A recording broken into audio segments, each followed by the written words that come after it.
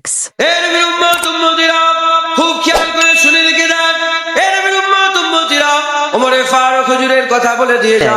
1400 বছর আগে ওমরে ফারুক হুজুর আমাদের জানিয়ে দিয়ে গেছেন। ফারুকে আজম হুজুর আমাদের বলে দিয়ে গেছেন কে ফারুকে আজম। যে ফারুকের আজমের ব্যাপারে আকা মাওলানা রাসূলুল্লাহ সাল্লাল্লাহু আলাইহি ওয়াসাল্লাম বলেছেন ওমরে ফারুকের আমার আল্লাহ পাক এত জালাল দিয়েছে, ওমরে ফারুক যে রাস্তা দিয়ে হেঁটে হেঁটে যায় শয়তান রাস্তা পাল্টে না। এ নবীর উম্মত উম্মতিরা খুব খেয়াল করে শুনে রেখে দেন। কোন ওমরে ফারুক, যে ওমরে ফারুকের ব্যাপারে আকা মাওলানা রাসূলুল্লাহ বলেছেন লা নবিয়্যা বাদি আনা খাতামুন নবিয়্যিন, আমার পরে নবী আসবে না, আমি শেষ নবী। যদি কোন নবী আসতো, আমি যদি শেষ নবী হতাম, আমি যদি শেষ নবী না হতাম, যদি আমার পরে যদি নবী আসতো, তাহলে দেখো দেখো খাত্তাবের বেটা ওমরকে আমার আল্লাহ নবী করে দিতে।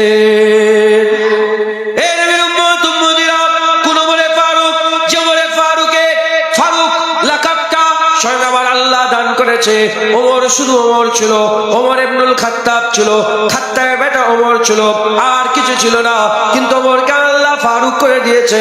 ফারুকটাকে, ফারুক হচ্ছে হাকিকাতে আমার আল্লাহ, ফারুক হচ্ছে হাকিকাতে আমার আল্লাহ, হক আর বাতিলের ফারাক করেনেওয়ালা হাকিকাতে আমার আল্লাহ। আল্লাহ নিজের নামের লাকাব দিয়ে ওমরে ফারুককে আমার আল্লাহ ফারুক বানিয়ে দিয়েছে। এ নবীর উম্মত উম্মতিরা খুব খেয়াল করে শুনে রেখে দেন। সেই ওমরে ফারুক হুজুর 1400 বছর আগে আমাদের জানিয়ে দিয়ে গেছে। ঘটনা এমন ঘটেছিল, হযরত ওমরে ফারুক হুজুর চিঠি লিখলেন। কাঁধে করে চিঠি লিখলেন যে বাইতুল মুকাদ্দাস দখল করার জন্য আজ ওই শয়তান ইসরাইলরা, শয়তান ওই ইসরাইলরা তারা অত্যাচার করছে, জুলুম করছে। সেই বাইতুল মুকাদ্দাস ইহুদি নাসারাদের দখলে ছিল, ইহুদি নাসারাদের দখলে ছিল। ওমরে ফারুক চিঠি লিখলেন যে বাইতুল মুকাদ্দাস মুসলমানের সম্পত্তি, মুসলমানকে ফিরিয়ে দাও। এ নবীর উম্মত উম্মতিরা ওমরে ফারুক হুজুরের এত দাবদাবা ছিল, এত জালাল ছিল, ওমরে ফারুকের চিঠি পেয়ে তারা কাঁপতে আরম্ভ করলো। ইতিহাস খুলে দেখতে যান, কোনো লড়াই হয়নি, কোনো যুদ্ধ হয়নি। ওমরে ফারুকের চিঠি দেওয়ার সাথে সাথে তারা বাইতুল মুকাদ্দাস এমনি এমনি ছেড়ে দিয়েছিল, ভয়ে ছেড়ে দিয়েছে। জোরে বলেন সুবহান। আজ 300 কোটি মুসলমান, 300 কোটি মুসলমান কই? মুসলমানের ছেলেরা, এ নবীর উম্মত উম্মতিরা, হযরত ওমরে ফারুক হুজুর চিঠি করে দিলেন, বাইতুল মুকাদ্দাসে চলে এলো। এরা রাজি হয়ে গেল। তারা বলতে আরম্ভ করলো যে হ্যাঁ বাইতুল মুকাদ্দাস ছেড়ে দেবো, তবে শর্ত ওমরে ফারুককে আমাদের কাছে আসতে হবে, ওমরে ফারুক হুজুরকে আমাদের কাছে আসতে হবে। কাছে চলে গেল, চিঠি চলে গেল। ওমরে ফারুক হুজুর মদিনা শরীফ তখন রাজধানী ছিল, মদিনা শরীফ তখন রাজধানী ছিল। ওমরে ফারুক হুজুর মদিনা শরীফ থেকে সফর শুরু করলেন। মদিনা শরীফ থেকে সফর শুরু করে কোথায় চলে গেলেন? হুজুর আমার বাইতুল মুকাদ্দাসের দিকে যেতে আরম্ভ করলেন। এমন অবস্থাতে হুজুরের একজন গোলাম ছিল, সেই গোলাম বলতে আরম্ভ করে দেয় আমি যাব, আপনার সাথে আমি যেতে চাই। ওই সব হুজুর বলে দেখো উট একটা আছে, উট একটা, আমি ওমর আল্লাহর ভয় আমার দিলে আছে, আমি বাইতুল মালের আর একটা উট খালি খামাখাই ব্যবহার করবো না। তুমি যদি যেতে চাও তবে শর্ত আছে একটা। বলে কি শর্ত? বলে আমি উটের পিঠে চেপে থাকবো, তুমি লাগাম ধরে ধরে আগিয়ে নিয়ে যাবে। কিছুটা দূর যাওয়ার পরেতে তুমি উটের পিঠে চাপবে, আমি লাগাম ধরে ধরে যাব। এই যদি শর্ত মানতে চাও তাহলে যেতে পারো। ওই সময় শর্তে রাজি হয়ে গেল। এমন অবস্থাতে গোলাম পিঠে চেপে পড়ে, ওমরে ফারুক হুজুর লাগাম ধরে ধরে নিয়ে যায়। তারপরে ওমরে ফারুক হুজুর চাপে, গোলাম লাগাম ধরে আগিয়ে যায়। তারপরে ওমরে ফারুক হুজুর চাপে, গোলাম চাপে, ওমরে ফারুক চাপে। এরকম করে হুজুর চাপে, চাপতে চাপতে চাপতে চাপতে হঠাৎ করে যখন বাইতুল মুকাদ্দাসের করিব হয়ে গেল, এবার বাইতুল মুকাদ্দাস আসবে, পালা পড়ে গেল কার? পালা পড়ে গেল গোলামের পিঠে থাকা। হযরত ওমরে ফারুক হুজুর পিঠ থেকে নেমে বললেন, গোলাম পিঠের উপরে উঠে পড়লেন। পিঠের উপরে উঠতে চাইছিলেন না। হুজুর আপনি পিঠের উপরে চাপেন। বলে না না, পালা তোমার, তুমি পিঠের উপরে চাপবে। গোলামকে পিঠের উপরে চাপিয়ে ওমরে ফারুক হুজুর লাগাম ধরে আস্তে আস্তে বাইতুল মুকাদ্দাসের দিকে যেতে আরম্ভ করেছে। এমন অবস্থাতে খ্রিস্টানের বড় বড় মাওলানা, তাদের বড় বড় পাদ্রী, তাদের রাহেব সব তাওরাত ইনজিল কিতাব নিয়ে দাঁড়িয়ে আছে আর বলতে আরম্ভ করেছে। আমাদের ঘরে একটা কথা শোনাও, বলো বলো, এর মধ্যে মালিকটাকে গোলামটাকে, মালিকটাকে গোলামটাকে? বলে কেন? বলে আমাদের তওরাতে আল্লাহ লিখে দিয়েছেন, ইনজিলে আল্লাহ লিখে দিয়েছেন, মুসলমানের খলিফা যখন বাইতুল মুকাদ্দাস নিতে আসবে তখন খলিফা লাগাম ধরে থাকবে আর উটের পিঠে গোলাম বসে থাকবে। বলো বলো, বলে হ্যাঁ হ্যাঁ আল্লাহর কথা সত্য, ঠিকই লেখা আছে। ওমরে ফারুক নিচে আছে, গোলাম পিঠের উপরে আছে। সঙ্গে সঙ্গে বলে যখন তওরাতে এরকম ভাবে লেখা আছে, আমরা লড়াই নয়, ওমরে ফারুককে আমাদের বাইতুল মুকাদ্দাসের চাবি এমনি এমনি দিয়ে দেবো।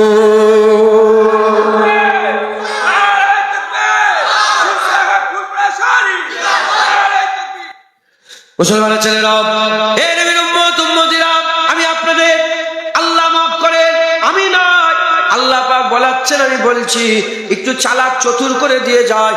কখন প্রিপারেশন নেন, রেডি হন, প্রিপারেশন নেন, রেডি হন।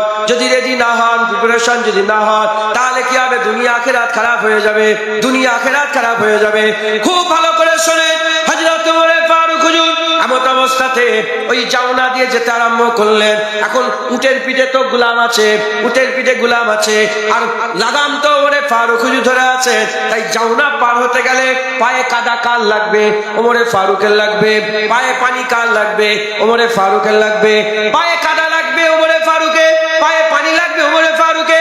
এই জন্য হযরত ওমরে ফারুক রাদিয়াল্লাহু তাআলা আনহু নিজের মোজাগুলো খুললেন, নিজের মোজাগুলো খুলে কাঁধে রেখে দিলেন, কাঁধে রেখে দিয়ে উঠতে আরম্ভ করলেন।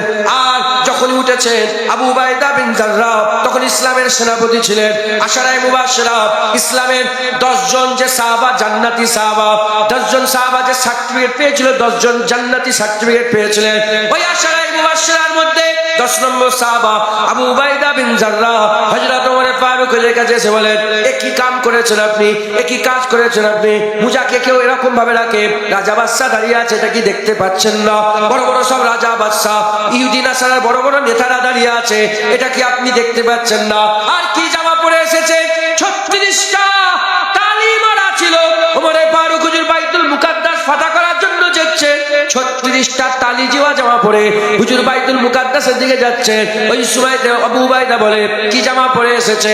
আর মুজা কি কেউ কাঁধে রাখে? এই কথা বলার সাথে সাথে ওমরে ফারুক হুজুরের জালাল এসে গেছে, ওমরে ফারুক হুজুরের জালাল এসে গেছে। বলতে আরম্ভ করেছে, এ আবু উবাইদা বিন জাররাহ, আমি তোমার ইজ্জত জানি, আমি তোমার সম্মান জানি। মা রাসূলুল্লাহ বলেছে প্রতিটা উম্মতে একটা করে আমিন থাকে, আমার উম্মতে আমিনুল উম্মাহ আবু উবাইদা বিন জাররাহ। তুমি যদি আমিনুল উম্মাহ না হতে, আর আবু উবাইদা বিন জাররাহ যদি না হতে, তুমি না হয়ে অন্য যদি কেউ এই কথা আমাকে বলতো, আমি এমন মারতাম, এমন তোমাকে শিক্ষা দিতাম, কিয়ামত পর্যন্ত উম্মতে মুসলমানের জন্য এটা ইবরাত হয়ে যেত, এটা ইবরাত হয়ে যেত, এটা উদাহরণ হয়ে যেত, একটা শিক্ষা হয়ে যেত।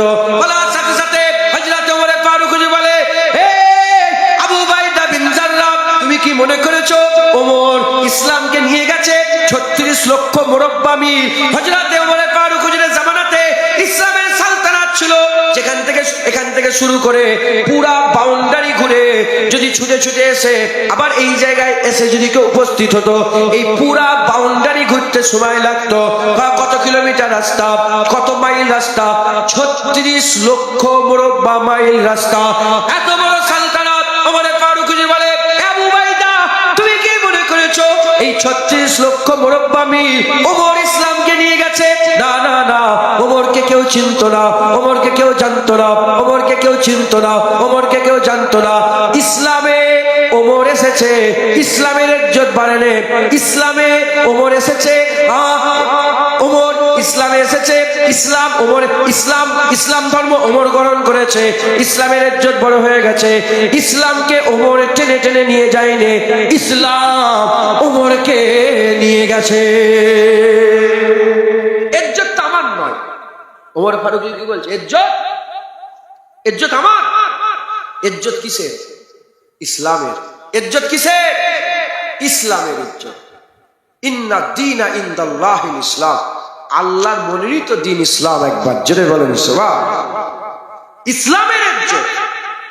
ওমরে ফারুক হুজুর বলছেন যে ইসলাম, আমি ইসলামকে নিয়ে যাইনি 36 লক্ষ মুরব্বা মিল, ইসলাম ওমরকে নিয়ে গেছে 36 মুরব্বা মিল। একবার জোরে বলেন হে নবীর উম্মত উম্মতিরা, ওমরে ফারুক হুজুর ইসলাম বলেছিলেন, যাও মানুষের কানে কানে, মুসলমানদের কানে কানে খবর পৌঁছে দাও। তাই আমারও দায়িত্ব, আমার আল্লাহ পাক আমাকে সুযোগ দিয়ে দিয়েছে আজকে বলার, আলোচনার মাধ্যমে সুযোগ এসে গেছে, তাই আমি আপনাদের কানে কানে পৌঁছে দিয়ে যাই ওমরে ফারুক হুজুরের কথা। 1400 বছর আগে বলে দিবা ওমরে ফারুক হুজুরের কথা আমি আপনাদের কানে কানে পৌঁছে দিয়ে যাই।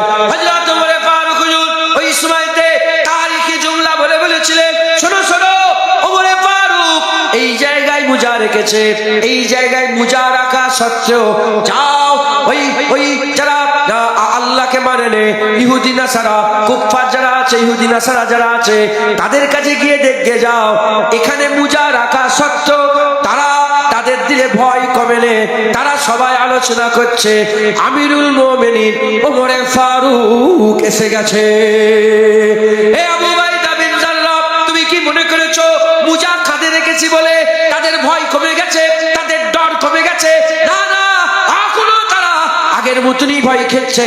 ওমর এসে গেছে, ওমর ইবনুল খাত্তাব এসে গেছে, ফারুক এসে গেছে, খাত্তাবের বেটা ওমর এসে গেছে, আমিরুল মুমিনিন এসে গেছে, আমার আল্লাহ পাকে বাঘ এসে গেছে, আল্লাহর সিংহ এসে গেছে, হক আর বাতিলের ফারাক কারণেওয়ালা এসে গেছে, যাকে দেখে শয়তান ভয় করে সেই ওমরে ফারুক এসে গেছে। ওমরে ফারুক হুজুর বললেন, আবু উবাইদা বিন জাররাহ, যা মুমিনের কানে কানে, মুসলমানের কানে কানে পৌঁছে দিকে যাও, মুসলমান মুজা এই জায়গায় রাখলো কি পকেটে রাখলো, এতে মুসলমানের ইজ্জত কমে যাবে না। মুসলমান চকচকে জামা পরলো কি ছিঁড়া জামা পরলো, এতে মুসলমানের ইজ্জত কমে যাবে না।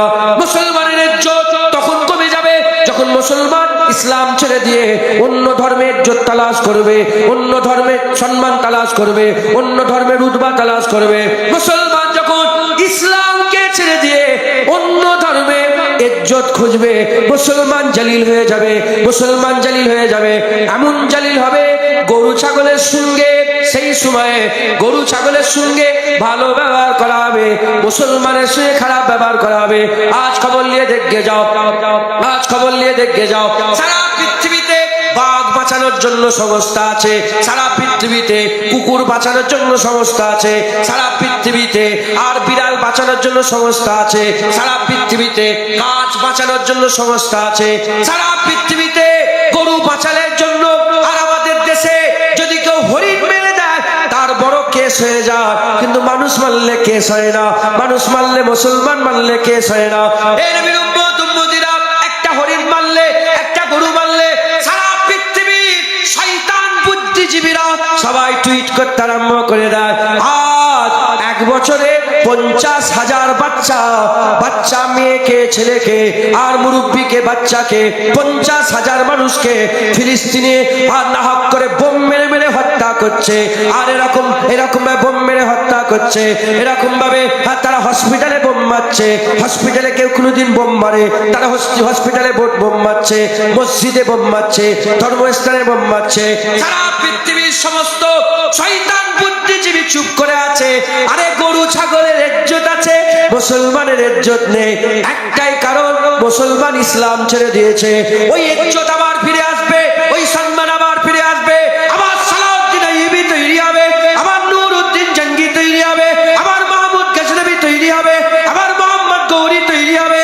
তৈরি তখনই হবে যখন মুসলমান ইসলামে ফিরে আসবে।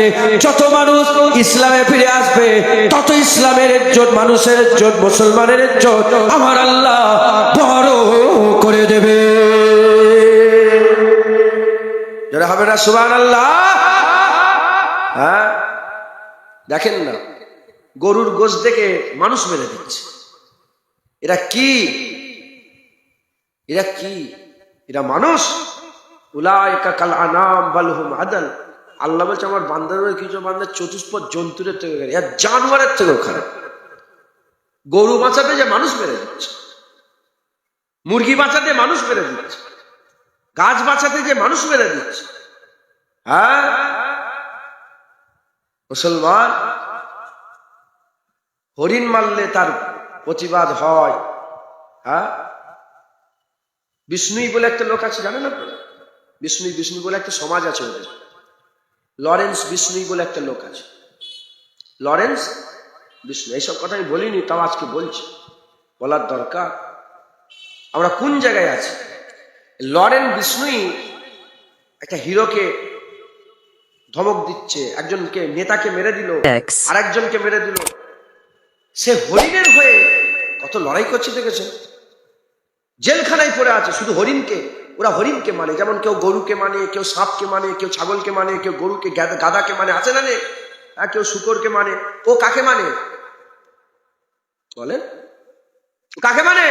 হরিণকে মানে। এই হরিণকে বাঁচানোর জন্য খুন করে দিচ্ছে। হ্যাঁ, আজ হরিণ বাঁচানোর লোক আছে, প্যালেস্তাইনে মুসলমান বাঁচানোর জন্য পৃথিবীর কেউ নেই। আছে কেউ? বলেন না, কেউ আছে? কই দেখাও আমাকে। আরবের বাদশা দেখাও না, তুর্কির বাদশা, হ্যাঁ, মিশরের বাদশা। যে যার স্বার্থে আছে, যে যার স্বার্থে আছে। আজ মুসলমান একদম অবহেলিত, লাঞ্ছিত, বঞ্চিত হয়ে গেছে। এ দোষ কাফেরের না, এ দোষ অন্য কোন ধর্মের, এ দোষ আমাদের। আমরা মনে করেছি মুটা সোনার চেন পরলে হয়তো ইজ্জত বাড়বে, এজন্য সব মুটা সোনার চেন পরেছে। বলো, তোমাদের ঘরে যত মেয়েগুলো আছে, ওই মেয়েগুলো যখন বিয়ে সাজি দাও, বলো মায়েরা বাপেরা কি করো তোমরা? জামাইকে কি দাও? সব একটা করে সোনার রিং দাও, সোনার আংটি দাও।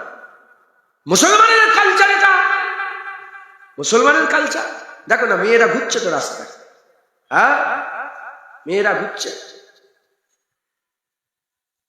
হ্যাঁ, এক আল্লাহর ওলি, নাম হযরতে মুহাম্মদ বিন সাইফুদ্দিন, এরকম কিছু একটা হবে, নামটা ভুলে যাচ্ছি।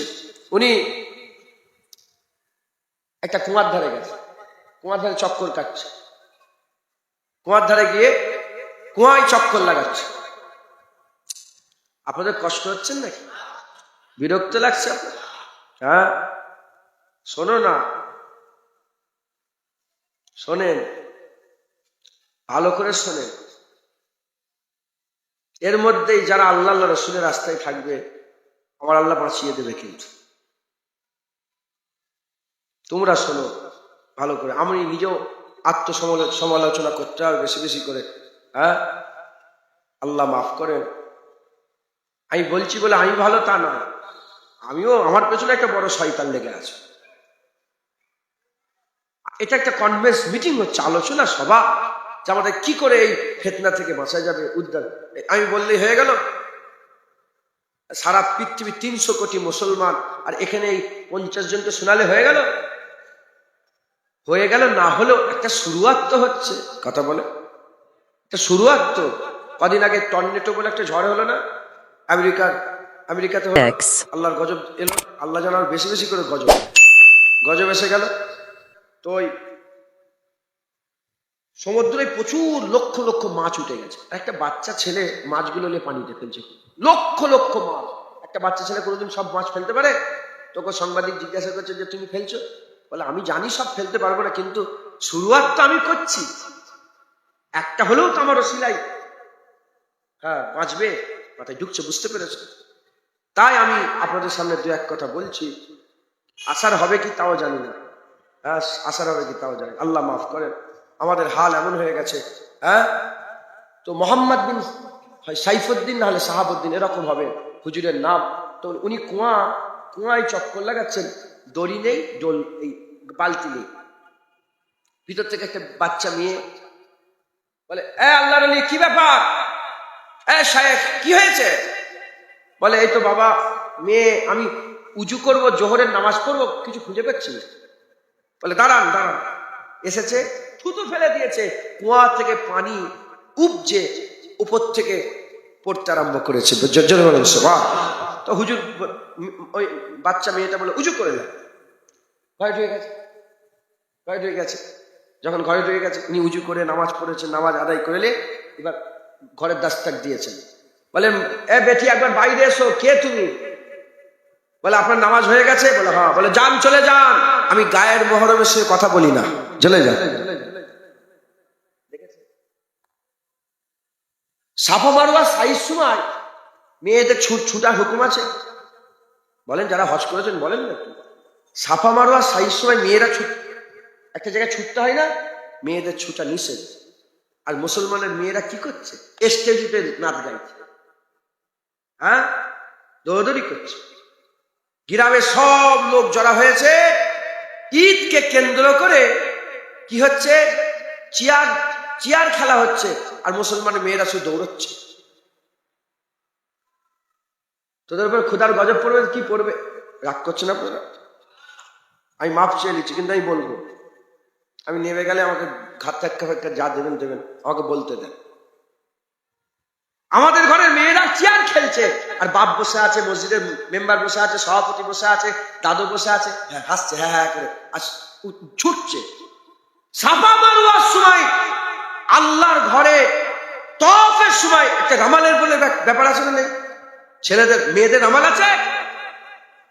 যেখানে আল্লাহর ঘরে মেয়ে এমন করে যেতে পারে না, সেখানে এখানে খেলাতে, চেয়ার খেলাতে লোক ছুটছে, মেয়েরা দৌড়চ্ছে। আমরা মনে করেছি চেয়ার খেলায় ইজ্জত। আমরা মনে করেছি হ্যাঁ, জামাইকে, নতুন জামাইকে সোনার আংটি পরালে ইজ্জত। প্রতিটা বাড়িতে সোনার আংটি। বাপেদের করে ধরলে তো কসম খাওয়ালে একটু সবাই বলবে হ্যাঁ আমিও দিয়েছি, হ্যাঁ আমিও দিয়েছি। ও বলে হ্যাঁ আমিও দিয়েছি। এ আমাদের কালচার নয়, আমরা অন্য জায়গা থেকে এগুলো পেয়েছি। হ্যাঁ, আমরা কি করি? আমরা মনে করছি দাড়ি চাচলে মনে হয় ইজ্জতটা বাড়বে। কিছু মনে করেন না, বলছি দাড়ি চাচলে মনে হয় ইজ্জত বাড়বে। হ্যাঁ, পাশে ঘাটে যাই, ঘোরাঘুরি করি, দাড়ি চেঁচে গেলে মনে হয় আমার ইজ্জতটা বাড়বে। আমরা মনে করি যে জুব্বা পরলে ইজ্জত হবে না, এই প্যান্ট শার্ট পরলে মনে হয় ইজ্জতটা পারবে আমার। মুসলমানের ছেলেরা,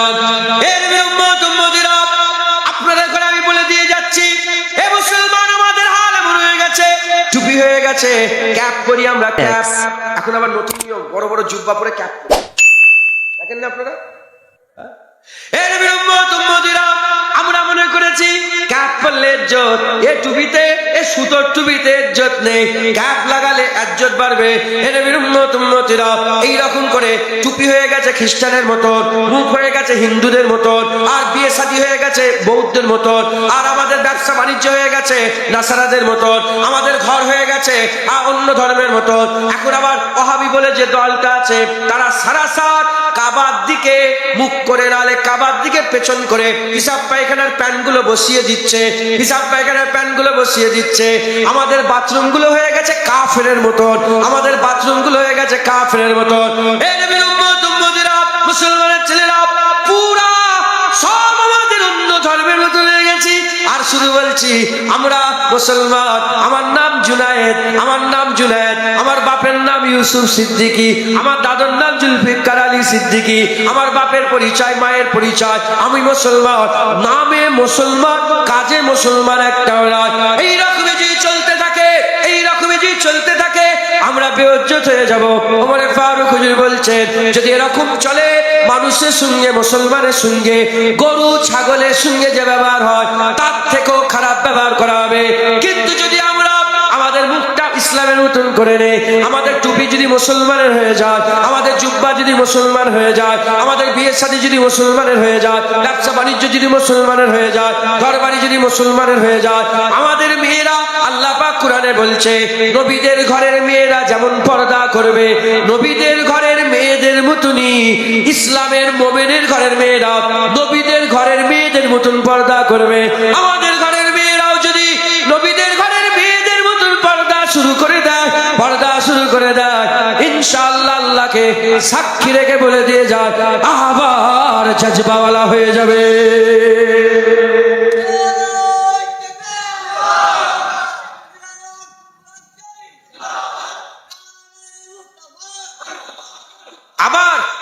আবার হাল পাইতে হবে, আবার ইজ্জতওয়ালা, আবার সম্মানওয়ালা, আবার জজবা ফিরে আসবে ইনশাআল্লাহ। মাথায় ঢুকছে, বুঝতে পেরেছে? কিন্তু আমার দাদুজান বলতেন, কিছু মনে করেন, আমার দাদুজান বলতেন, বাঁদরের গলায় মুক্তোর হার। হেসে হেসেই বলছেন, এখনই রেকর্ডিং আছে, হেসে হেসে বল, এই আজকে আস্তে আস্তে দাদুজানের ওয়াজ শুনছিলাম, বাঁদরের গলায় মুক্তোর হার। ও কি আর বাঁদর আর মুক্তোর কদর বোঝে? গলায় মুক্তোর হার পরি, কোরআন কোরআনকে চিবিয়ে ফেলে দিয়েছে। ধুপলো গাছে মুক্ত ছড়া, ধুপলো গাছ মানে বন গাছ, দেখেন ঘাসে সব ধুপলো ঘাস ফোটে, আর ওতে যদি মন মন তুমি মুক্ত ছড়াও, কোনো লাভ হবে? দেখা যাবে। আল্লাহ মাফ করে, বাঁদরের গলায় মুক্তোর হার নয় তো। বলে ধুবুলো গাছে মুক্ত ছড়ানো নাই তো। ঘরে যাবেন, আল্লাহ রাসূল বলছেন, আল্লাহ পাক কোরআনে বলছেন, কু আনফুসাকুম ওয়া আহলিকুম নারা, নিজে বাঁচো, নিজের পরিবারটাকে বাঁচাও। আমি আমার বিবিটাকে দেখব, আমি আমার বোনটাকে দেখব, আমি আমার ভাইটাকে দেখব, আমি আমার আম্মাজানকে দেখব, আমি আমার বেটাটাকে দেখব, আমি আমার ভাতিজাকে দেখব। আমি বাঁচবো, আমার পরিবারটাকে বাঁচাও। যাও, যে যার পরিবার নিজে বাঁচো, নিজের পরিবারটাকে বাঁচাও। দেখবে তুমি বাঁচো, তোমার পরিবার বাঁচাও, গোটা দেশ বাঁচবে, গোটা কম বাঁচবে, গোটা পৃথিবীর মুসলমান বাঁচবে ইনশাআল্লাহ। আমরা তো আমল করি না। হুজুর বলেছেন আখিরি জামানায় এলেম উঠে যাবে, এলেম উঠে যাবে। ইয়া রাসূলুল্লাহ, এলেম কি করে উঠবে? হযরত জিয়াদ রাদিয়াল্লাহু তাআলা বলেন, হুজুর কুরআন শরীফ কি থাকবে না? এলেম কেন উঠবে? এলেম কোথায়? আমরা তো বলি টুইঙ্কেল টুইঙ্কেল স্টার, এটা ইংরেজ আমাদের মাথায় মুতে দিয়েছে, আমাদের পিসাব করে দিয়ে চলে গেছে। তারা 100 বছর যে রাজ করেছে না, 100 বছর আমাদের মাথায় পিসাব করে দিয়ে চলে গেছে। আমরা মনে করেছি কোরআনে এলেম নেই। সারা পৃথিবী যারা রুল করেছে, খবর লাও, কেউ ভৌত বিজ্ঞান জীবন বিজ্ঞান পড়েনি, তারা কোরআন পড়ে রুল করেছে। আর হাল এমন হয়ে গেছে, হুজুর পাক বলেছে আখিরি জামানায় কোরআন পড়াটাকে তারা অত গুরুত্ব দেবে না, কারণ কোরআন পড়াতে তারা দেখবে যে কোনো বেনিফিট নেই। কোরআন পড়ায় কোনো বেনিফিট নেই, কোরআন পড়লে কোনো লাভ নেই, তাই কোরআন কেউ পড়বে না। কিন্তু কোরআনেই সবকিছু আছে, কোরআনেই সবকিছু আছে। কোরআন শরীফের মধ্যেই আমার আল্লাহ সব রাস্তা বলে দিয়েছেন। তো যাই হোক, হুজুর বলেন আখিরি জামানা এলেম উঠে যাবে। জিয়াদ রাদিয়াল্লাহু তাআলা বললেন, হুজুর কোরআন থাকবে না? কোরআন থাকবে, এলেম উঠবে কেন? হুজুর বললেন, আমি মনে করতাম, হাদিস পাকের মধ্যে হুজুর বলেন যে এইরকম ভাবে আছে, হুজুর বলেন আমি মনে করতাম তুমি একটা বড় আলেম মদিনার, তোমার মুখ থেকে এরকম কথা বেরোলো, সঙ্গে সঙ্গে চুপ। হুজুর বললেন তাওরাত নেই? হ্যাঁ ইয়া রাসূলুল্লাহ। ইনজিল নেই? বলে হ্যাঁ ইয়া রাসূলুল্লাহ। তাওরাত ইনজিলে কি আমার কথা নেই? বলে হ্যাঁ আছে ইয়া রাসূলুল্লাহ। বলে আমাকে মানে? ইহুদি নাসারা আমাকে মানে? বলে না ইয়া রাসূলুল্লাহ। বলে কেন মানে না? তারা শুধু কোরআন পড়ে, কোরআনের ভিতরে কি আছে এটা জানার চেষ্টা করে না। আমার উম্মত আখিরি জামানায় শুধু কোরআন পড়বে, বা পড়ে যাচ্ছে, বাবা কোরআন পড়ে, নামাজ পড়ে আল্লাহু আকবার আলহামদুলিল্লাহ রাব্বিল আলামিন আমি শুধু কোরআন পড়ো, কিন্তু কোরআনের ভিতরে কি আছে আলহামদুলিল্লাহ রাব্বিল আলামিন মানে কি এ জানে, আর রহমানির রহিম মানে কি, মালিক ইয়াউমিদ্দিন মানে কি জানে। তারা শুধু কোরআন পড়বে, কিন্তু কোরআনের ভিতরে কি আছে এটা জানার তারা চেষ্টা, মানের দিকে খেয়াল করে শুধু কোরআন পড়বে, এই করে এলেম উঠে যাবে। কোরআন শরীফে আমার আল্লাহ বলেছেন সারা পৃথিবীর মানুষ যদি কোরআন পড়তো, মানতো, বুঝতো, তাহলে নিজে বাঁচতো, নিজের পরিবারকে বাঁচাবার চেষ্টা করতো, আল্লাহ পাক গোটা ইসলাম কওমকে বাঁচিয়ে দিতেন। একবার জোরে বলেন সুবহান। আচ্ছা বলেন তো আল্লাহ পাক তো ওয়াদা করেছেন যে আমি মুসলমানের সাথে থাকবো। কাদের সাথে? মুসলমানের সাথে থাকবে। তাহলে আমাদের সাথে যদি আল্লাহ থাকে, ইসরায়েল আমাদের বুকের উপরে এরকম ভাবে বোম ফেলে, কারণ কি? কারণ কি? মুসলমানের ছেলেরা, হে নবীর উম্মত উম্মতিরা, তাই আমি আপনাদের বলে দিয়ে যাই, ফিরে আসতে হবে আমাদের ঘরে, আল্লাহর রাস্তায় ফিরে আসতে হবে, আল্লাহর রাস্তায় ফিরে আসতে হবে। জেনে রেখে দেবেন, জেনে রেখে দেবেন, আজ 50,000 মানুষকে মেরে দিল, 50,000 মানুষকে মেরে দিল। ওই জায়গায় পিটিয়ে পিটিয়ে মেরে দিল রাজস্থানে, মালদার একটা বেটাকে, মালদার একটা ছেলেকে, আমাদেরই মুরিদ হয়, মালদার ওই ছেলেটাকে পিটিয়ে পিটিয়ে মেরে দিল। এই নবীর উম্মত উম্মতিরা, ট্রেন থেকে ফেলে দিচ্ছে, ট্রেনে মেরে দিচ্ছে। আজ এরকম হচ্ছে কেন? আজ এরকম হচ্ছে কেন? এরকম তো ছিল না, এরকম তো ছিল না। খবর নিয়ে দেখে যাও, সালাউদ্দিন আইয়ুবী হুজুরের কানে চলে এলো এক মহিলার সঙ্গে কোন এক দেশের বাদশা খারাপ ব্যবহার করেছে। সঙ্গে সঙ্গে সালাউদ্দিন আইয়ুবী ধমকি দিয়ে বলে, ওই মেয়েটা হচ্ছে মুসলমানের সম্পদ, ওর গায়ে যদি আরেকটা হাত দেওয়া হয়, পুরা শক্তি নিয়ে তোমার সালতানাতকে ওলট পালট করে রেখে দেবো। হাদিস পাকের মধ্যে এসেছে, রোমের বাদশা যখন রোম শাসন করছে, এখন যেমন আমেরিকার সুপার পাওয়ার, তখন রোম সুপার পাওয়ার ছিল। কেসরায় রোম, কাইসারে রোম, কেসরায় রোম, কাইসারে রোম, কিসরায় ইরান, এরা সব সুপার পাওয়ার ছিল। এই নবীর উম্মত উম্মতিরা, এমন অবস্থাতে আর মদিনা শরীফ থেকে একজন সাধারণ মানুষ ব্যবসা করার জন্য রোমে গিয়েছে, রোমে ব্যবসা করছে। মুসলমান জেনে হুজুর পাকের উম্মত জেনে, হুজুর পাকের সাহাবা জেনে, হযরত ওমর ফারুক হুজুরের সালতানাতের লোক জেনে তাকে ধরে ফেলেছে রোমের বাদশা ধরে, সৈন্যরা ধরে তাকে জেলখানায় ঢুকিয়ে দিয়েছে। যখন রোমের বাদশা তাকে জেলখানায় ঢুকিয়ে দিয়েছে, এই খবর চলতে চলতে ওমর ফারুকের কাছে চলে এসেছে। কজনকে জেলখানায় ঢুকিয়েছে? একজনকে জেলখানায় ঢুকিয়েছে। এখানে কজনকে মেরেছে? এ তো সরকারি হিসাব বলছে 50,000। কত হাজার কত মানুষকে মেরেছে এ আল্লাহ ছাড়া কেউ জানে না। এ নবীর উম্মত উম্মতিরা 50,000 মানুষ মেরে দিল, কারো মুখে কোনো কথা নাই। একজন মানুষকে মেরে দেয়নি, জেলখানায় ধরে রেখেছে।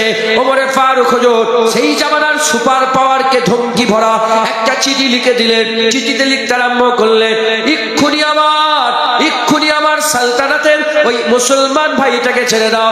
কুল্লু মুমিন ইখওয়াতুন, প্রতিটা মুমিন মুসলমান ভাই ওই ইখওয়া ভাই ওই ভাইকে ছেড়ে দাও। যদি ওর কাছে না ছেড়ে দাও তাহলে এত বড় সৈন্য নিয়ে যাব যার শুরু হবে রোমে, শেষ হবে মদিনা শরীফে। এমন ধমকি মেরেছে যে এত বড় সৈন্য নিয়ে যাব, সৈন্য শুরুটা কোথায় হবে? রোম।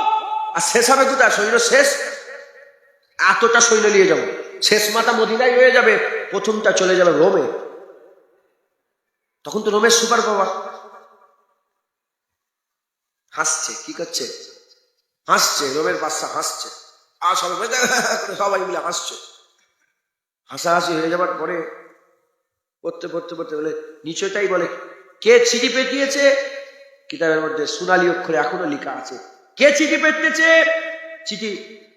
চিঠি পেতে হাজামিন কিতাবি বলে যখন চিঠি দেখেছে যে এই কিতাব, এই খাত লিখেছে কে, এই কিতাব কার থেকে এসেছে, কার পক্ষ থেকে এসেছে, যখনই দেখেছে ওমর ইবনুল খাত্তাব, সঙ্গে সঙ্গে একটা হাল পয়দা হয়ে গেছে। ওই যে সিংহাসনে বসছিল না, সিংহাসন থেকে কে ছিঁড়ে জমিনে পড়ে গেছে। ওমরে ফারুকের নাম শুনে কে ছিঁড়ে জমিনে পড়ে গেছে। কাউকে কিচ্ছু বুঝতে দেয়নি। বাদশা তো সুপার পাওয়ার, তো বুঝতে দেয়নি। একটা খাস নুমাইন্দা ঠিক করেছে। নুমাইন্দা ঠিক করে বলে, যাও তো ওমরটাকে দেখে এসো, তো এত ধমকি দিল আমাকে, আর নাম পড়ে আমার হাল খারাপ হয়ে গেছে, যাও তো দেখে এসো। এসে বলে, ওমরে ফারুকের রাজত্ব কোথা, সিংহাসন কোথা, হেন কোথা, তেন কোথা? বলে কিচ্ছু নেই। বলে কোথায়? বলে এই খেজুর বাগানে শুয়ে আছে। খেজুর বাগানে গিয়েছে। খেজুর বাগানে যখন শুয়ে আছে, ও যখন খাস নুমাইন্দা মানে খুব স্পেশাল লোককে পাঠিয়েছে, বড় যোদ্ধাকে, একা এসছে। যখন এসে দেখে খেজুর বাগানে শুয়ে আছে, ওমরে ফারুক ঘুমোচ্ছিলেন। কোনো গার্ড নেই, কোনো রাজা নেই, কোনো গার্ড নেই, কোনো সৈন্য নেই, একা জমিনের উপরে শুয়ে আছে। এমত অবস্থাতে যখন কাছাকাছি গেছে, উনি নিজে বলছেন, যে এসছিল উনি নিজে বলছেন যে আমি বড় বড় যুদ্ধের ময়দানে গেছি, আর বড় বড় অপোনেন্টের সাথে আমি লড়াই করেছি। আমি কোন লড়াইয়ে, কোন যুদ্ধের ময়দানে অত আমার ভয় লাগে না, আমি ভয় খাইনি। যতটা ভয় ঘুমন্ত ওমরকে দেখে আমার লেগেছে। একবার জোরে বলেন সুবহানাল্লাহ। ঘুমন্ত ওমরকে দেখে আমার যে ভয় লেগেছে, ও ভয় আমি বড় বড় যুদ্ধের ময়দানে পাইনি। বড় বড় অপোনেন্টের সঙ্গে, আমার থেকে বড় বড় বড় লড়াইয়ের ময়দানে সৈন্যের সাথে লড়াই করে আমার অত ভয় লাগে না ঘুমন্ত ওমরকে দেখে। আমার মনের মধ্যে, আল্লামা রুম রহমতুল্লাহ মাসনাবিতে এই ঘটনা লিখেছেন, তার মনের মধ্যে একটা হালচাল পয়দা হয়ে গেল। সে জানার চেষ্টা করলো যে এ ভয়টা কি ভয়, এ ভয় কি ভয়। আল্লামা রুম রহমতুল্লাহ বলছে, এ ভয় ওমরের ভয় নয়, এ ভয় আল্লাহর ভয়। ওমর ফারুককে দেখে যে ভয়টা লাগলো, এ ভয়টা কার ভয়? কি হয়েছে তোমাদের? এই ছেলে যাও, এ ভয় কার ভয়? আল্লাহর ভয়। এ ভয় আল্লাহর। ছোট হুজুরকে দেখেছেন? ছোট হুজুরকে দেখেছেন? আমার দাদুজান ছোট হুজুরকে দেখেছেন? আপনি দেখেছেন? মাশাআল্লাহ। এখানে জলসা করেছেন? এই জায়গায় জলসা করেছেন? ছোট হুজুর কি তলোয়ার নিয়ে ঘুরতো একটা?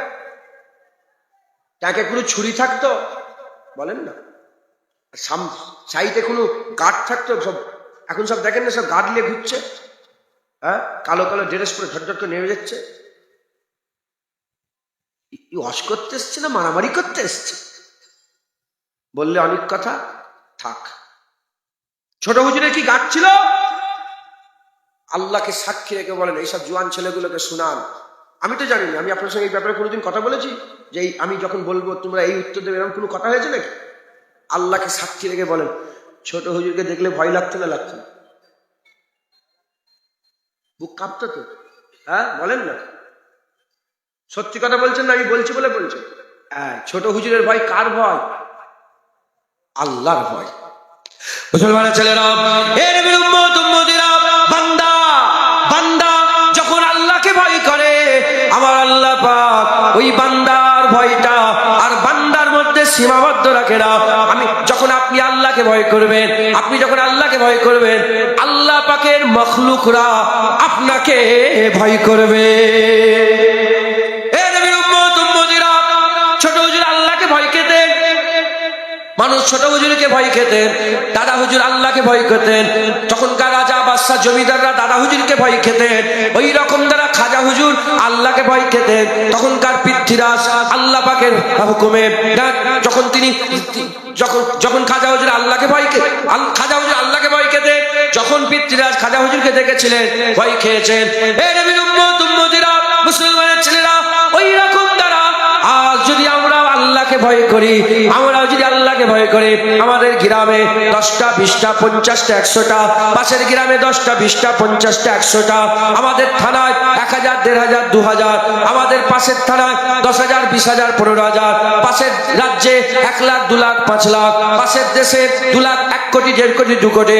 যদি গোটা পৃথিবীতে এইরকম ভয় খানাওয়ালা পয়দা হয়ে যায়, আবার কুফার যারা আছে, আবার কুফুর যারা আছে, কাফের যারা আছে, যারা অন্য ধর্মের লোক আছে, তারা আবার ভয় খাবে।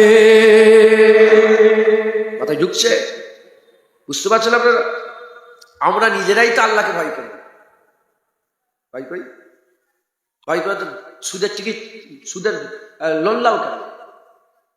গোটা গ্রাম লোনে ভর্তি হয়ে গেছে, সত্য না মিথ্যে? গোটা গ্রাম লটারির টিকিট কাটে। আল্লাহকে ভয় করি আমরা? আমাদের ঘরে মেয়েগুলো কিরম বেপরদা হয়ে ঘুরছে, যাও না, যে আজকে এক্ষুনি উঠে যে দেখে এসো না একবার তুমি। আমি তো জানি, যাও না, আমার বীজদান বলছে যে একবার দেখে এসো না। উন্না পর্যন্ত মাথায় দেয় না, উন্না। আল্লাহ মাফ করে, ওপরে থুতু করলে নিজের গায়ে পড়ে। আল্লাহ মাফ করে, আপনাদের মা কি আমার মা নয়? আপনাদের বোন কি আমার বোন নয়?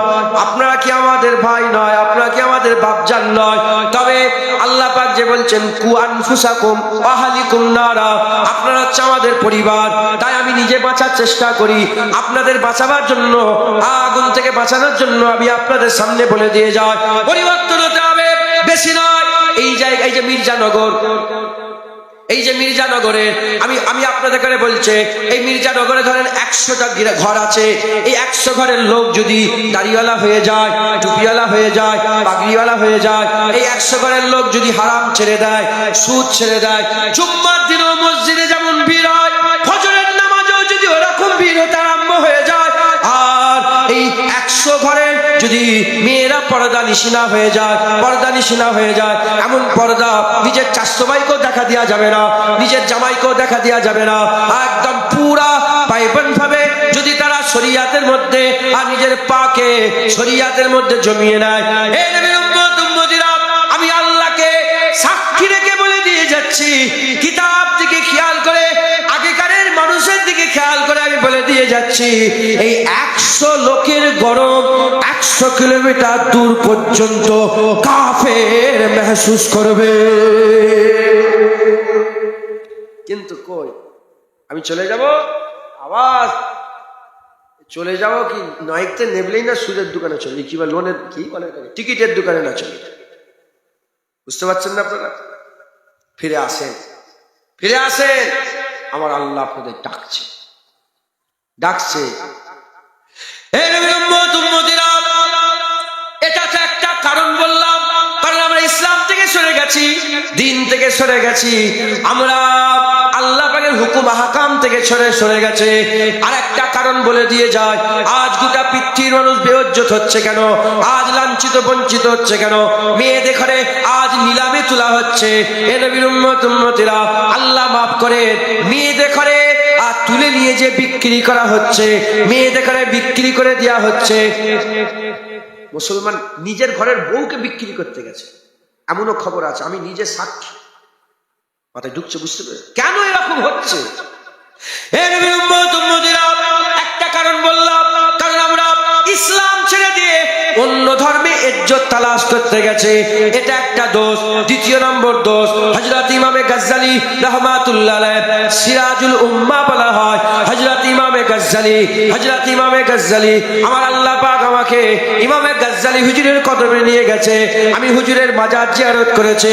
হযরত ইমামে গজ্জালী রাহমাতুল্লাহ আলাইহি তিনি বলতে আরম্ভ করে দিয়েছে, যখন মুসলমানদের মধ্যে নবীর সাথে বিয়াদবি করা হবে, নবীর সাথে বিয়াদবি করা হবে, নবীর ইজ্জতের বিরুদ্ধে কথা হবে, নবীর সম্মানের বিরুদ্ধে কথা হবে, নবীকে আদব করবে না, নবীকে তাজিম করবে না, নবীর সম্মান করবে না, নবী পাক সাল্লাল্লাহু আলাইহি ওয়াসাল্লামের সাথে গুস্তাখি করা হবে, আমার আল্লাহ পাক তাদেরও ভাই বোন, তাদেরও মেয়েকে, তাদেরও মাকে আল্লাহ নিজে বেইজ্জত করে দেবে, আল্লাহ নিজে বেইজ্জত করে দেবে।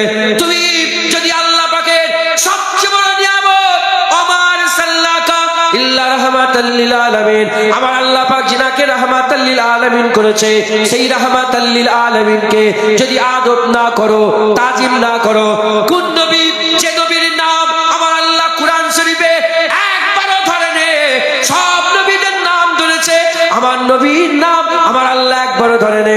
আল্লাহ আল্লাহ আল্লাহ ধরলেও তো অসুবিধা ছিল না, কিন্তু আমার আল্লাহ ধরেনি।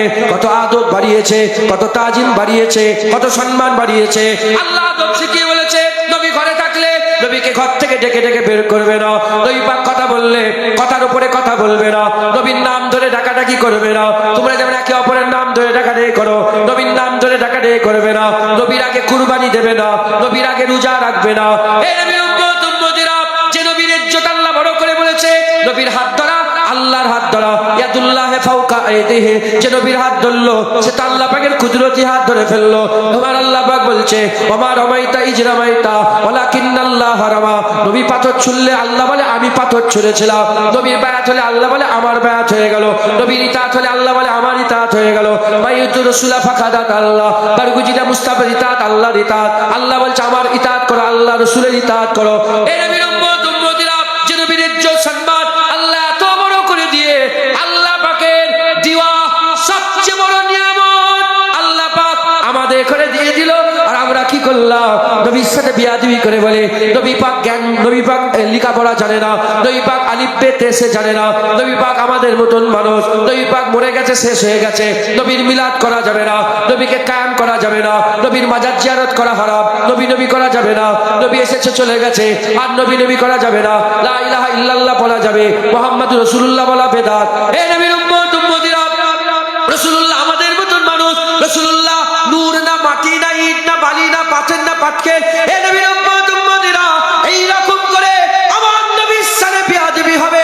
তুমি কি মনে করেছো তোমার মায়ের ইজ্জত থাকবে, তোমার বোনের ইজ্জত থাকবে? তুমি নবীর ইজ্জত না করলে, ইমাম গজ্জালী বলছে, তোমাদেরও মা বোনের ইজ্জত আল্লাহ বাজারে নিলাম করে দেবে। যদি ইজ্জত ফিরে পেতে চাও, মুস্তাফার কদমে যাও, হুজুরের গোলামি করো। যে নবীর গোলামি করবে, আমার আল্লাহ দুনিয়া আখিরাতে তার ইজ্জত বড় করে দেবে।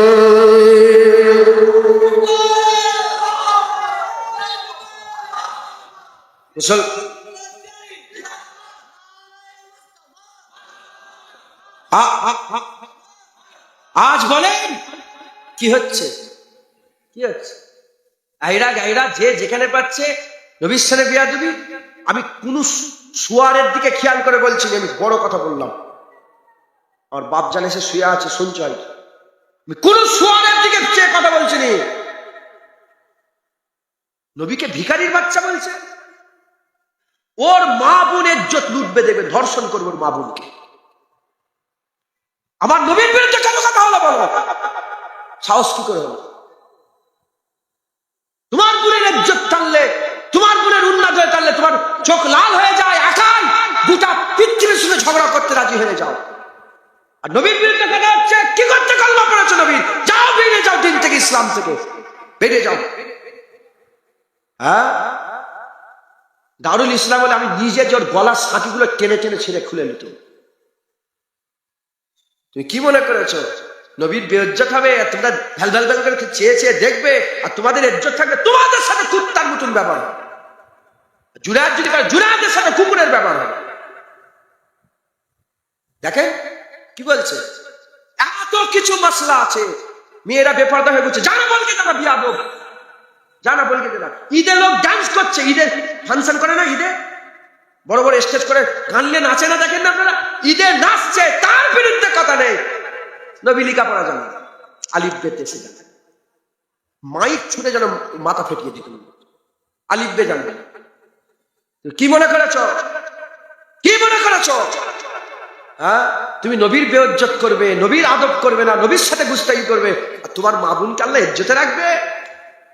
হ্যাঁ, সারা পৃথিবীতে নবীর সাথে বিয়াদবি করা হচ্ছে, সারা পৃথিবীতে নবীর সাথে বিয়াদবি। হযরত ইমাম মালিক হুজুর বলছেন, হযরত বাদশাহ হারুন আর রশিদ মদিনা শরীফে গেলেন, মদিনা শরীফে খাস নিয়েতে গেলেন যে ইমাম মালিক যদি আমার সঙ্গে একটুখানি আমার এখানে এসে হাদিসের দার্স দেয়, মানে ওনার সালতানাতে ইমাম মালিক যদি আসে, ইমাম মালিক হুজুর তুই কি, তুই বাদশাহ, তোর বাদশার জায়গায়। ইমাম মালিক বলছে, বাদশাহ তুই বাদশার জায়গায়, আমি এই মদিনার মাটি ছেড়ে কোথাও যাব না।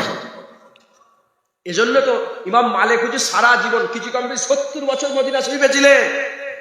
হজ করেছে একবার, উমরা করেছে একবার। চিন্তা করে দেখছেন আপনি, সারা জীবন কোথায় ছিলেন? মদিনা শরীফে। হজ করেছে কবার? ফরজ হজ একবার করেছে, আর উমরা করেছে কবার? একবার। কেন? কেন হুজুর, কেন আপনি কেন একবার ফরজ হজ? বলে আমি যদি বারবার মদিনা ছেড়ে বেরিয়ে যাই, যদি মত যদি আমার ওখানে হয়ে যায়, তাহলে মদিনার মত ছুটে গেল। আমি মদিনার মত না ছুটে যায়, এজন্য আমি মদিনায় আঁকড়ে পড়ে আছি। একবার জোরে বলেন সুবহানাল্লাহ। হযরতে বাদশাহ হারুন আর রশিদ বলে, এ মালিক তুমি চলো। বলে তুই বাদশাহ তোর জায়গায় থাকবে, যা, আমি মদিনার মাটি চুমা ছাড়বো না, আমি এখানেই পড়ে থাকবো। একবার জোরে বলেন। তখন বলে, হুজুর ঠিক আছে, একটা মাসলা বলে দেন। বলে কি? বলে কেউ যদি রাসূলুল্লাহর সাথে বিয়াদবি করে, উম্মত কি করবে? আমি নয়, ইমাম মালিক মাসলার হাল বলছে। বলে শোনো, সঙ্গে সঙ্গে তার প্রতিবাদ করবে, তার ধর থেকে আলাদা করে তার প্রতিবাদ করবে, গার্দান ধর থেকে আলাদা করবে। তখন হারুন আর রশিদ বলছে, যদি করতে না পারে, করতে যদি না পারে, বলে গোটা উম্মত মরে যাক, যত মানুষ আছে পৃথিবীতে মুসলমান কলমা পড়ে সব মরে যাক, সব মরে যাক। বেঁচে আছে কি? রাসূলুল্লাহর গুস্তাখ বেঁচে আছে কি? ওমরে ফারুক হুজুরের তাকত দেখে।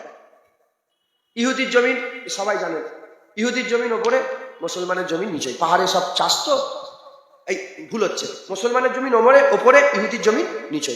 আর ঝর্ণার পানি ওপর থেকে নামছে, মুসলমান বার দিয়ে দিয়েছে, তাহলে ইহুদির জমিনে পানি আসছে না। ইহুদি মুসলমানকে বলে যায় পানি ছাড়তে হবে, একটু ঝগড়া হয়েছে, কথা কাটে, বলে চলো নবীর কাছে। হ্যাঁ চলো নবীর কাছে যাও। মুসলমান এসেছে, ইহুদি এসেছে, বলে হুজুর এই ব্যাপার। ইহুদি বলে, দেখেন না, আপনার উম্মত, আপনার সাহাবা বলে দাবি করে উম্মত, আমার এ করে নিয়েছে, পানি আটকে দিয়েছে। বলে দেখো, আমি রাসূলুল্লাহ ফাইসালা করে দিয়েছি, তোমাকে পানি ছাড়তে হবে, কারণ তোমার তো ওপরে একটা নিচই, পানি না ছাড়লে হবে কি করে? তোমাকে পানি, তোমার জমি হয়েই পানি। এ বলছে আমার জমিতে পানি এসছে, তো আমি ছাড়বো কেন? বলে না, তোমাকে নিচের জমির খেয়াল রাখতে হবে, তোমাকে ছাড়তে হবে। হুজুর ফাইসালা করে দিয়েছে। এর ফাইসাল্লাহ কার? মুসলমানের ফাইসাল্লাহ ইহুদির পছন্দ হয়ে গেছে, মুসলমানের ফাইসাল্লাহ পছন্দ হয়। তখন মুসলমান বলে মদিনা ওমরে ফারুকের কাছে চলো। ওমরে ফারুক হুজুরও তখন একটা ছিল যে চলো ওমরে ফারুক হুজুরের কাছে। ওমরে ফারুক হুজুরের কাছে গিয়েছে যে এই ব্যাপার। তখন ওমরে ফারুক হুজুর জানতেন না যে নবী ফাইসাল্লাহ করেছে। তিনি ফাইসাল্লাহ দিতে যাবেন, ইহুদি বলে শোনেন, ফাইসাল্লাহ হয়ে গেছে। বলে কে? বলে রাসূলুল্লাহ ফাইসাল্লাহ করেছে। এই মুসলমান মানে না, নবীর ফাইসাল্লাহই মানে না। বলে এক্ষুনি দাঁড়াও, আসছে। কিচ্ছু কথা বলেন, ঘরে ঢুকেছে, তলোয়ার নিয়ে এসেছে, একটা জাররা কোন হ্যাঁ কি না কি কোন সুযোগ না দিয়ে গর্দান কেটে আলাদা করে দিয়েছে। হ্যাঁ, এমনি ওমরের তাকত, আল্লাহ নিয়ামতের কদর করেছে সাহাবারা। এমনি সাহাবাদের এই সাহাবারা দুটো সুপার পাওয়ার উল্টে দিয়েছে। কটা পাওয়ার? কেসরায়ে ইরান, কাইসারে রোম, এই দুটো সালতানাত পৃথিবীর সবচেয়ে বড় সুপার পাওয়ার। সাহাবারা দুটোকে উল্টে উল্টে দিয়ে ইসলামের ঝান্ডা উপরে উড়িয়ে দিয়েছে। একবার জোরে বলেন সুবহানাল্লাহ। কিসের জন্য? কিসের জন্য? হুজুর পাকের আদব করেছে আল্লাহ, সাহাবাদের জন্য ফেরেশতা পাঠিয়েছে। ওমরে ফারুক হুজুর জামানাতে আবু উবাইদা বিন জাররাহ আছেন, আরো সব সাহাবা হুজুর আছেন, যুদ্ধের ময়দানে যাচ্ছে, যুদ্ধ করতে যাচ্ছে। হঠাৎ করে দেখে সামনে কি বড় একটা নদী, বড় নদী সামনে পড়ে গেছে। আবু উবাইদা বিন জাররাহ বলে, দাঁড়াও। নদী, মুহাম্মদ আরবির গোলাম এসেছে, আল্লাহ রাস্তায় জিহাদ করতে যাচ্ছে, রাস্তা দাও। কি বলেছে? রাস্তা দাও। আল্লাহর কসম, পানি শক্ত হয়ে গেছে, পানির ওপর দিয়ে ঘোড়া ছুটিয়ে ছুটিয়ে নিয়ে গেছে। মাথায় ঢুকছে না? বুঝতে পারছেন কেন? কেন? খবর লাও, সাহাবারা নবী আল্লাহর সবচেয়ে বড় নিয়ামতের কদর করেছে। কিরম ভাবে কদর করেছে? সাহাবারা পিসাব খেয়েছে রাসূলুল্লাহ। সুবহানাল্লাহ বললেন না জোরে? আরো জোরে বলতে পারলেন না সুবহানাল্লাহ? আরো জোরে বলবেন না সুবহানাল্লাহ? কি খেয়েছে? পিসাব মুবারক খেয়েছে রাসূলুল্লাহ। কে খেয়েছে? বারাকা, আম্মা বারাকা পিসাব খেয়েছে। সব ব্যক্তি নসিবে হয়নি। হুজুর পাক মুবারক পিসাব পায়খানা করলে মাটি সঙ্গে সঙ্গে খেয়ে নেয়, দেখা যায় না, দেখা যায় না। একদিন পাত্রে পিসাব করেছিলেন, সুযোগ পেয়ে গেছে, বারাকা হুজুর ঢকঢক করে খেয়েছে। যখন খেয়ে নিয়েছে, পান করে নিয়েছে, এ খবর ছড়িয়ে গেছে, সাহাবাদের মধ্যে ছড়িয়ে গেছে, বারাকা হুজুরের মুবারক পিসাব পান করেছে। সবাই বলে, বারাকা বলো না কেমন পিসাব খেলে, পিসাব কেমন, টেস্ট কেমন ছিল? এ বারাকা বলো না তুমি কেমন মজা পেলে? বলে, কি বলবো, যার খুশবুরও জবাব নেই, যার টেস্টেরও জবাব নেই। আমি আমার জীবনে ওরকম শরবত পাইনি যেরকম হুজুর পাকের মুবারক পিসাব খেয়ে আমার মজা লেগেছে। একবার জোরে বলো। সাহাবারা হুজুরের মুবারক পিসাব খেয়ে নিয়েছে। আর এই কুকুরগুলো নবী পাকের সাথে বিয়াদবি করছো। কি মুলি সাহেব? বলে, ও আমার মুফতি সাহেবের বিরুদ্ধে কথা বলেছে, ও আমার মাওলানার বিরুদ্ধে কথা বলেছে, ও আমার পীর সাহেবের বিরুদ্ধে কথা বলে, ও আমার জুনায়েদের বাপের বিরুদ্ধে কথা বলে। ও জুনায়েদের বাপের বিরুদ্ধে কথা তোমার গায়ে লাগছে, মুফতি সাহেবের বিরুদ্ধে কথা গায়ে লাগছে, পীর সাহেবের বিরুদ্ধে কথা গায়ে লাগছে, মোল্লার বিরুদ্ধে কথা গায়ে লাগছে। কেন? ও রাসূলুল্লাহর বিরুদ্ধে কথা বলেছে, তা তো গায়ে লাগে না। তুই কি পীরের কলমা পড়েছিস না রাসূলুল্লাহর কলমা পড়েছিস? আগে তো রাসূলুল্লাহ হয়ে লড়াই করা দরকার ছিল। তুই নবী ছেড়ে দিয়ে মোল্লা মৌলবীর দামান ধরে ধরে চলছো। রাগ করছেন আপনারা? ফিরে আসেন। তুমি নবীর ইজ্জত করবে না, আল্লাহ তোমাদের বেইজ্জত করবে। তুমি একা, আল্লাহর কসম খেয়ে বলছো, তুমি একা নবীর ইজ্জত করো, আল্লাহ তোমাকে দুনিয়া আখিরাতে ইজ্জত না করে দেবে। মুসলমানের ছেলেরা, এ নবীর উম্মত উম্মতিরা, হযরতে আল্লামা ইকবাল রাহমাতুল্লাহ আলাইহি, আল্লামা ইকবাল হুজুর সারা জমানা আল্লামাকে ইকবালকে কি বলে? আল্লামা বলে। কি বলে? দাড়ি ছিল। আল্লামা ইকবাল হুজুরে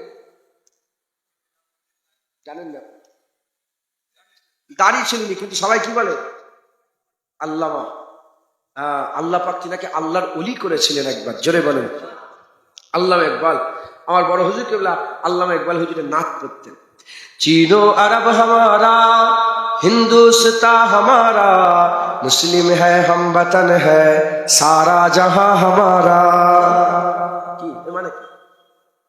চীন আমাদের, এই এই এই চীনো আরব হামারা, এটাকে নিয়ে পার্লামেন্টে একজন টাকলা মতন শয়তান আছে, দেখেছেন আপনারা? দেখেন না? টাকলা শয়তান আছে না? টাকলা শয়তান, না না ও নয়, আর একটা শয়তান, টাকলা শয়তান আর একটা আছে। বুঝতে পারছেন? ওই টাকলা শয়তান দেখে চীনো আরব হামারা এর বিরুদ্ধে বলছে। তো আল্লাহ নাকি বলছে, চীনো আরব হামারা, হিন্দুস্তান হামারা, মুসলিম হ্যায় হাম বতন হ্যায় সারা জাহাঁ হামারা। চীন আমাদের, আরব আমাদের, হিন্দুস্তান আমাদের, সারা জাহাঁ আমাদের। কথা ঢুকছে? এই আল্লাহ একবার, এই আল্লাহ একবার। একটা ওই যে সবাই গাই না, একটা सारे जहां से अच्छा हिंदुस्तान हमारा আল্লামা ইকবাল হুজুরের লিখে। আরেকটা হচ্ছে ওই मुझे कोफा लो मुसाफिर न समझो मैं आया नहीं हूँ बुलाया गया हूँ, আছে না আল্লামা ইকবাল? এরা আল্লামা ইকবালের প্রচুর লেখা। আল্লামা ইকবাল হুজুর সারা জীবন লন্ডনে কাটিয়েছেন। তিনাকে জিজ্ঞাসা করলো কি দেখলে? বলে লন্ডনে আমি কিচ্ছু দেখিনি। বলে লন্ডন তোমাকে আমরা কি আমরা শুধু ইংরেজদের প্রশংসা করি? ও যদি আমি আমি লন্ডন, বলে লন্ডনের মতো লোক নেই। আল্লামা ইকবাল বলছে আমি লন্ডন আমাকে খুশি করতে পারেনি, আমার খুশি রাসূলুল্লাহর মদিনা। একবার জোরে বলেন সুবহান। আল্লামা ইকবালকে জিজ্ঞাসা করলো তুমি কে? তুমি আল্লামা, তুমি ক্যালেন্ডারে লাহোরি, তুমি শায়ের, তুমি কে? বলে আমার সবচেয়ে বড় পরিচয় যে রাস্তা মদিনা শরীফে যাচ্ছে ওই রাস্তার ধারে বসে থাকা একটা ফকির। একবার জোরে বলেন সুবহান। আল্লামা ইকবাল বলেছে হুজুর পাকের ঘরে যে ঝাড় দেওয়া হতো না, হুজুর পাকের ঘরে যে ঝাড় দেওয়া হতো, ওই ঝাড় দেওয়ার পরে যে ধুলোগুলো উঠতো ওই ধুলোটাও তুর পর্বত মোকাবেলা করতে পারবে না। একবার জোরে বলেন। আল্লামা ইকবাল জীবনে মদিনা শরীফে যায়নি। আল্লামা ইকবাল হুজুর জীবনে মদিনা শরীফ। বলে কেন? বলে আমি কি মুখলে রাসূলুল্লাহর দরবারে যাব, হুজুরের দরবারে যে যাব আমি ভয়ে যেতে পারিনি। আল্লামা ইকবাল বলেছে যদি আল্লাহ আপনি আমাকে কিয়ামতে ধরে নেন, এই শুনছেন আপনারা, যদি আপনি আমাকে ধরে নেন আমার গুনার কারণে, যদি আমাকে জাহান্নামের লেগে ধরে নেন, আল্লাহ পাক আপনি শুধু এইটুকু আমার উপর রহম করবেন, রাসূলুল্লাহর সামনে আমাকে নিয়ে আসবেন না, আল্লাহ তাআলা লুকিয়ে লুকিয়ে জাহান্নাম দেবেন, হুজুরকে বুঝতে দেবেন। দেখেছেন আশিকে রাসূল এমনি আল্লামা ইকবালের লেগে গোটা পৃথিবীর লোক পাগল। হ্যাঁ, সেই আল্লামা ইকবাল হুজুর সশরীরে তো জীবনে মদিনা শরীফে যায় না, তাসাব্বুরে চলে গেছে। যে হুজুর পাকের দরবারে, হুজুর পাকের দরবারে তিনি সেরে বলছে আমি চলে গেছি রাসূলুল্লাহর দরবারে, মাথা নত করে দে, মানে সেজদায় পড়ে গেছে। এই মাশাআল্লাহ, সকল উঠে দাঁড়ান, নারায়ে তাকবীর, নারায়ে তাকবীর, নারায়ে তাকবীর, নারায়ে তাকবীর। শুধু এইটুকুন বলে দিই, নাহলে কথা খারাপ হয়ে যাবে। তো যখন সেজদায় পড়ে গেছে, তখনকার জামানার যে বাদশা আজিজ ছিল না, আরবের বাদশা এলো, এসে বলতে আরম্ভ করেছে এই আল্লামা ইকবাল তুই সেজদা দিচ্ছিস? বলে তুই কি মনে করেছিস আমলোকের সাথে কথা? আমি সেজদা দিইনি, আমি চোখের পলক দিয়ে মদিনার ধুলোবালি সাফ করছি। আমি চোখের পলক দিয়ে, মাথা হ্যাট করে চোখের পলক দিয়ে মদিনার ধুলো সাফ করছি। একবার জোরে বলেন সুবহান। অতএব আপনারা সকলে যদি ইজ্জত পেতে চান, যদি সম্মান পেতে চান, তাহলে কি করে ইজ্জত পাবেন? হুজুর পাকের গোলামি করবেন আর ইসলামের দায়রার মধ্যে চলে আসেন, নামাজ পড়েন, 5 ওয়াক্ত মসজিদে ভিড় করেন। নারায়ে তাকবীর, নারায়ে তাকবীর। আওলাদে মুজাদ্দিদে জামান শাহজাহান হুজুর কিবলা, শাহজাহান হুজুর কিবলা। নারায়ে তাকবীর, নারায়ে তাকবীর, নারায়ে তাকবীর, নারায়ে তাকবীর। হিজবুল্লাহ, হিজবুল্লাহ, আহলে সুন্নাতুল জামাত, আহলে সুন্নাতুল জামাত। শাহজাহান হুজুর কিবলা, শাহজাহান হুজুর কিবলা। নারায়ে তাকবীর। হুজুর পাকের